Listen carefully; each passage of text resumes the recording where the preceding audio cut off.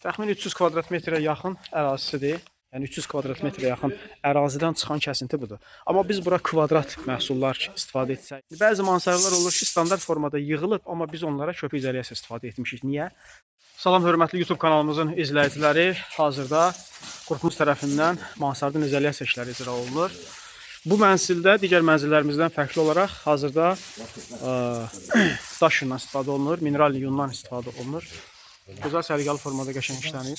Getirirsiniz baxın. Təxminən 300 kvadrat metrə yaxın ərazisidir. Gördüyünüz kimi mansard standart formada yığılıb. Bundan əvvəlki videolarımızda buranın çəkilişi var.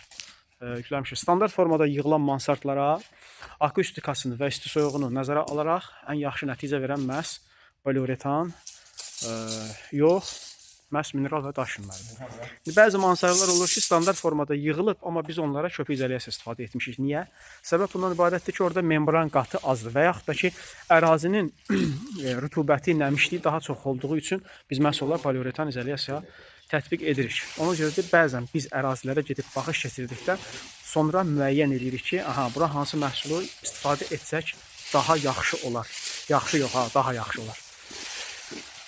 Gördüyünüz kimi mineralni vata işlənib 15 sm qalınlığında icra olunur və üzərindən isə parazolyasiya tətbiq olunur.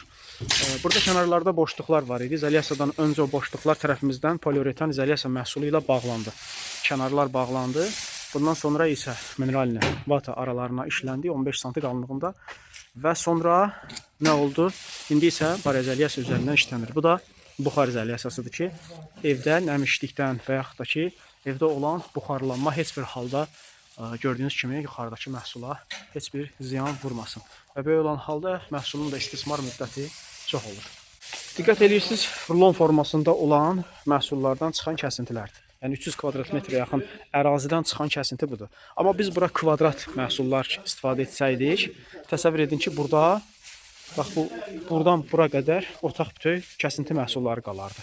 Düzdür, kəsinti məhsullarını müəyyən yerlərə istifadə olunur, amma hər yerə istifadə etmək olmur da. Görsün, listlərin hamısı standart qaydalarla kəsilib istifadə olunur. Beləcə, hörmətli izləyicilərimiz, demək, bura hansı əraziyə düşür? Təxmini Xətai, Əhmədli ərazisinə düşür. Xətai ilə Əhmədli arası. Belə, indi çox da ərazidə məlumatlı deyiləm. Amma sizə işlərimiz haqqında beləcə məlumat verdik.